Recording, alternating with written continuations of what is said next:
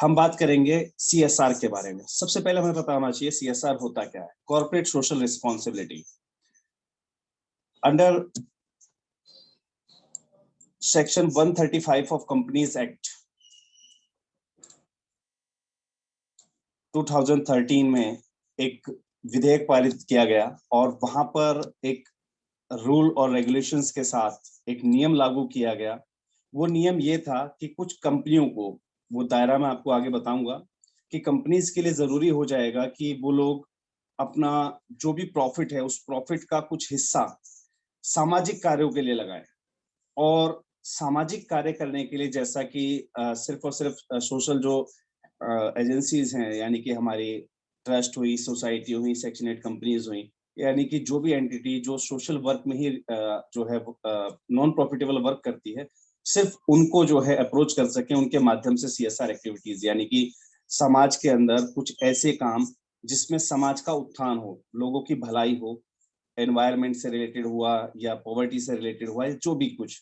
तो ये section 135 of companies act 2013 के अंतर्गत भारत में प्रावधान लागू किया गया। बड़ी बड़ी कंपनीज के ऊपर ये नियम लागू कर दिया गया कि वो अपने टोटल प्रॉफिट परसेंटेज का कुछ हिस्सा सोशल वर्क में जो है अपना इन्वेस्ट करना स्टार्ट करें।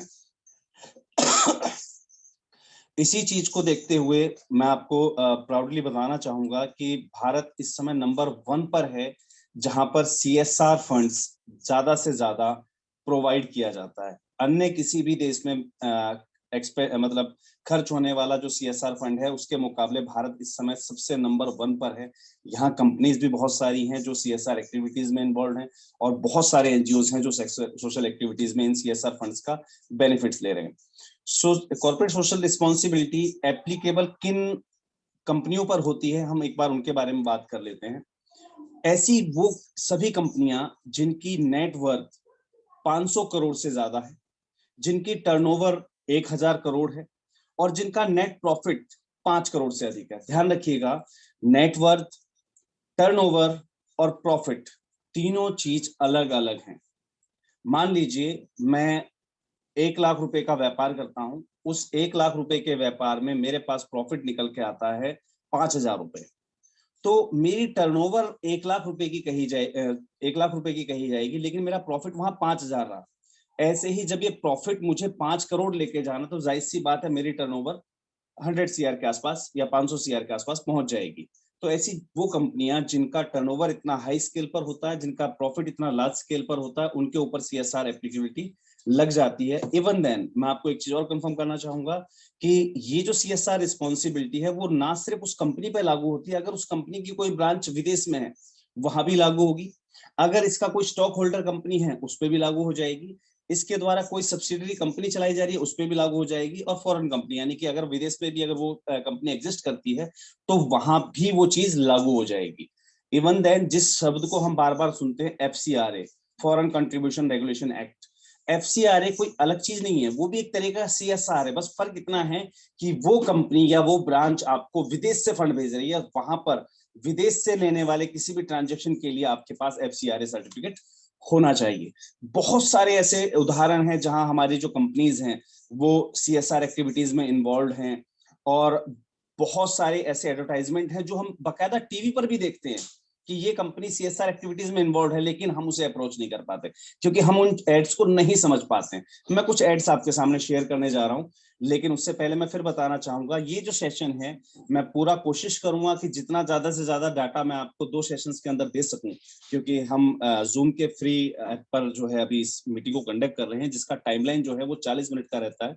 तो जैसे ही आप इस सेशन से लॉग आउट होते हैं, नेक्स्ट सेशन में आप लोग जुड़ जाइएगा, और नेक्स्ट सेशन में अगर कंप्लीट जानकारी नहीं हो पाती तो वेट करना पड़ेगा आपको अगले हफ्ते का, क्योंकि अगला वेबिनार जो है नेक्स्ट संडे को होगा। अगर इस वेबिनार की कोई जानकारी नेक्स्ट सेशन में भी छूट जाती है तो हम नेक्स्ट जो है संडे को इसको कंडक्ट करेंगे और उस जानकारी को जो है आपको कंप्लीट देंगे। अब बढ़ते हैं कुछ उन वीडियोस की तरफ जो सीएसआर एक्टिविटीज करने वाली एजेंसियां खुद।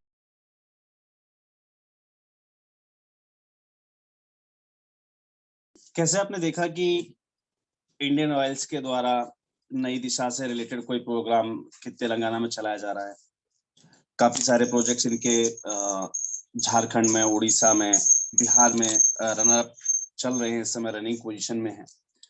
तो इन सभी एड्स के माध्यम से मैं सिर्फ इतना बताना चाहूंगा कि सिर्फ और सिर्फ हमारे पास एजेंसी का डाटा होना जरूरी नहीं होता, साथ ही साथ हमें ये भी पता हो कि कौन सी सीएसआर एजेंसी किस सीएसआर एक्टिविटी में आपको सहयोग कर सकती है, वो किस प्रकार के प्रोजेक्ट को जो है फाइनेंस करते हैं, किस प्रकार के प्रोजेक्ट में वो वित्तीय सहायता उपलब्ध कराते हैं, ये जानना हमारे लिए बहुत जरूरी है। हमारे लिए ये जानना बहुत जरूरी है कि इनको अप्रोच कैसे किया जाए। अभी लास्ट टाइम मेरा एक वेबिनार था महाराष्ट्र के अंदर, और मेरे ऐसे जो पेड वेबिनार्स होते हैं मैं उनको कहीं भी सोशल मीडिया पर नहीं अपडेट करता हूँ, लेकिन जब मैं वहां गया तो वहां पर मेरे द्वारा बहुत सारे एजेंसीज का डाटा जो है उस मीटिंग के दौरान, जो फिजिकल वेबिनार सेमिनार था उसके दौरान शेयर किया गया। अचानक से मुझे 2 से 3 महीने बाद ही एक सीएसआर एजेंसी का कॉल आता है, और वो मुझे इंट्रोड्यूस करते हैं, मुझे पूछते हैं कि सर आप यस के यादव जी बात कर रहे हैं एनजीओ गुरु से? मैं जी बिल्कुल बात कर रहा हूँ। बोले सर आपने कोई वेबिनार जो है इस टाइप से कंडक्ट किया था, और हमें ये जानकारी जो है कुछ एजेंसी से मिली है, और उन एजेंसीज के लगातार हमारे पास डेली मेल आ रहे हैं। देखिए ये बड़ा ही रॉन्ग इम्पैक्ट है आपका। ऐसा नहीं कि हमें डाटा मिला और कल से उठा के मेल डालना शुरू कर दिया, सर मेरा अकाउंट नंबर है, इसमें आप फंड डाल दीजिए, सीएसआर दे दीजिए मुझे। वे ऑफ रिप्रेजेंटेशन जो है हमारा, वो इतना गलत होता है। सीएसआर एजेंसीज को हम जब टाइप करते हैं, टचअप करते हैं, तो उठा के हमें जैसी पता लगा यार फलाने एनजीओ ने फंड दे दिया, अरे शुभम जी ने पैसा बांट दिया फलाने एनजीओ को, उठा के हमने अपना अकाउंट नंबर शुभम जी को भेज दिया। ये बहुत ही गलत तरीका है। आज भी मैं आप लोगों के सामने 100 सीएसआर एजेंसीज का डाटा भले ही शेयर करने जा रहा हूं, लेकिन पहले प्रोसेस को समझ लीजिएगा कि इन सीएसआर एजेंसीज को कैसे हमें अप्रोच करना है, कैसे कल्टीवेशन प्रोसेस जाएगा, और कैसे हमें इनको प्रिपेयर करना है कि ये हमारे उस प्रोजेक्ट में या हमारे उस करंट जो है रनिंग प्रोजेक्ट है उसमें कैसे ये हम लोग हेल्प कर पाए। हमें उनको प्रिपेयर करना होता है इन सब चीजों के लिए। तो हमारा वे ऑफ रिप्रेजेंटेशन बहुत ज्यादा जरूरी है। ऐसी कोई भी गलती आप मेरे इस सेमिनार के बाद मत कीजिएगा, इस वेबिनार के बाद मत कीजिएगा कि डाटा हमें मिल गया, उठाया, स्क्रीनशॉट लिया, मेल आईडी नोट करी और उठा के कुछ भी उठा के उनको डॉक्यूमेंट वगैरह भेज दिया। तो प्लीज ऐसी कोई भी गलती आप लोग मत कीजिएगा। मैं आपको फिर बताना चाहूंगा कि ये सेशन जो हमारा है वो फ्री सेशन है जूम का, और हमें सिर्फ 40 मिनट का समय मिलता है। अगर आप गलती से लॉग आउट हो जाते हैं तो सेम लिंक पर आपको क्लिक करना है और वापस फिर से इसी मीटिंग में जुड़ जाना है। मैं नेक्स्ट वीडियो की ओर बढ़ता हूं। चलिए जी, बात करते हैं हम कॉर्पोरेट सोशल रिस्पॉन्सिबिलिटी की। इसकी इंपॉर्टेंस क्या है, क्यों जरूरी होता है? ध्यान रखिएगा, किसी भी कंपनी को अपने प्रोडक्ट को मार्केट में लॉन्च करने के लिए ज्यादा एफर्ट्स लगाने की जरूरत नहीं पड़ती है, अगर वो सोसाइटी में किए गए किसी भी प्रकार के चेंजेस को, या किस प्रकार से वो सोसाइटी में चेंजेस चाहते हैं, इन सब चीजों को अगर वो रिप्रेजेंट करते हैं तो उनकी मार्केटिंग ऑब्वियसली बढ़ जाती है। जैसे कि मैंने आपको पहला उदाहरण दिखाया था निहार शांति आंवला का, वो एड मेरे ख्याल से आप सब लोगों ने देखा ही होगा। ठीक है, बाकी के जो मैंने एड्स आपके सामने रिप्रेजेंट की, ये बहुत ही कम टाइम टीवी पर रन हुए थे और सिलेक्टिव चैनल्स पर थे ये, तो इसलिए हो सकता है उनसे आप परिचित ना हो, लेकिन मैं गारंटी लेता हूं कि यहाँ पर जितने भी हमारे पार्टिसिपेंट जुड़े हुए हैं उनमें से 90% लोगों ने निहार शांति आंवला का एड जरूर देखा होगा। सिर्फ और सिर्फ इस एड की वजह से कि भाई हमारे जो भी आप खरीद करते हैं, निहार शांति आंवला आप खरीदते हैं, तो आपके पास से मिलने वाले पैसे में से हम 5% का जो है सोशल वर्क कर देते हैं, हम लोगों को शिक्षा में खर्च कर देते हैं। सिर्फ और सिर्फ इस कैंपेन की वजह से निहार शांति आंवला की जो मार्केट थी वो 20% से डायरेक्टली 80% पर रेज हुआ। यानी कि कल तक जो चीज 20 लोग खरीद रहे थे उस चीज को 80 लोगों ने खरीदना स्टार्ट कर दिया। तो बहुत जरूरी हो जाता है उस कंपनी के लिए भी कि वो सोसाइटी के लिए कितना अच्छा पब्लिक इमेज बना सके, कि भाई हम कैसे इंप्रूव कर रहे हैं अपने जो बेनिफिट है उसको हम कैसे सोसाइटी के लिए एक्सपेंड करते हैं। तो इससे उनकी खुद की मार्केटिंग स्ट्रेटेजी बढ़ जाती है। दूसरी बात करते हैं कि सीएसआर करने से आपकी मीडिया कवरेज बढ़ जाती है। ठीक है, एक कंपनी जो कल तक अपना एक प्रोडक्ट बेच रही थी, उसकी जो भी मार्केटिंग स्ट्रेटजी थी, जहां जहां जिस प्लेटफॉर्म पे अपने प्रोडक्ट का वो प्रचार कर रहे थे, उसके अलावा एक डायरेक्टली माउथ टू माउथ जो है कन्वर्सेशन स्टार्ट हो जाता है उस संस्था के, उस एजेंसी के बारे में, क्योंकि एक संस्था द्वारा ग्राउंड लेवल पे काम किया जाता है। और जब उन्हें पता लगता है भाई ये बेनिफिट हमारे पास इन लोगों के माध्यम से पहुंचा, फलानी कंपनी ने दिया, तो उस कंपनी की रेटिंग हाई हो जाती है। इसलिए भी बहुत ज्यादा जरूरी है। और ब्रांड वैल्यू बन जाती है अगर आप जो है सोशल रिलेशनशिप जो अगर आप स्ट्रॉन्ग रखते हैं कस्टमर्स के साथ, तो वहां पर आपकी कंपनी को ब्रांड बनने में ज्यादा समय नहीं लगता। ऐसे बहुत सारे कारण होते हैं जिनके लिए कॉर्पोरेट सोशल रिस्पॉन्सिबिलिटी बहुत ज्यादा जरूरी हो जाती है कंपनीज के लिए देना। और ये जो सेशन आप लोग सुन रहे हैं, इस सेशन का भी एक बहुत बड़ा इम्पैक्ट है आपके ऊपर।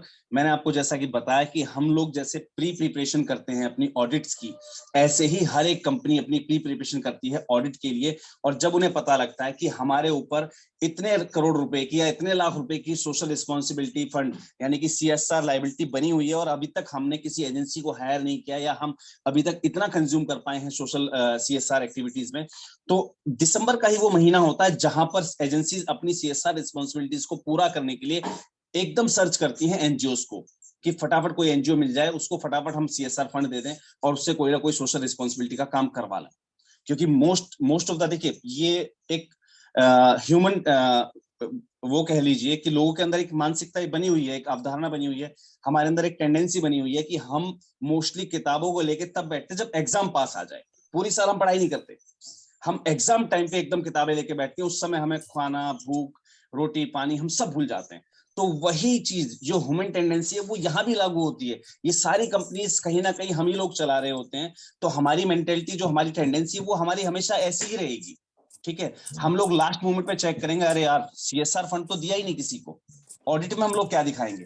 तो ये सब चीजें जब हम फेस करते हैं, तो यहाँ पर दिसंबर से लेकर मार्च महीने में बहुत ज्यादा चांसेस बढ़ जाते हैं आपको CSR फंड मिलने के। तो इन चीजों का विशेष रूप से ध्यान रखिएगा। आज की मीटिंग बहुत ज्यादा इंपॉर्टेंट इसलिए भी है कि मैं आपको इस मीटिंग के दौरान बताऊंगा कि अभी किस किस एजेंसी के पास, किस CSR एजेंसी के पास कितना फंड बकाया है, जो उन्होंने इस करंट ईयर के अंदर एक्सपेंड नहीं किया है, अभी तक खर्च नहीं किया है। तो ऐसे बहुत सारी चीजें आपको सुनने को मिलेंगी, जानने को मिलेंगी। बोर्ड ऑफ डायरेक्टर्स के रोल क्या होते हैं CSR एजेंसी के अंदर, उन्हें ये देखना होता है कि भाई हमारी 3 फाइनेंशियल ईयर में क्या हमारा फंड्स, कितना हमारा प्रॉफिट जनरेट हुआ, उसके हिसाब से हमारा कितना जो है नेट प्रॉफिट हमारा बन रहा है, जिसको हमें CSR में डालना है। ठीक है, और जब हम किसी भी CSR एजेंसी से, सॉरी किसी भी टाई अप एजेंसी से, किसी भी एनजीओ से जब हम CSR एक्टिविटी करवाते हैं, तो उसका बकायदा फिजिकल वेरिफिकेशन बहुत ज्यादा जरूरी हो जाता है। तो ये सारी जो वर्किंग्स हैं वो बोर्ड ऑफ डायरेक्टर्स की रिस्पॉन्सिबिलिटीज पर होती हैं। प्लीज जहां से भी डिस्टर्बेंस आ रही हो अपने आप को म्यूट कर लीजिएगा, ये चीज बार बार कहने की नहीं। मीटिंग चालू है। आप जो भी थे प्लीज बार बार ना कहना पड़े। आगे बढ़ते हैं हम।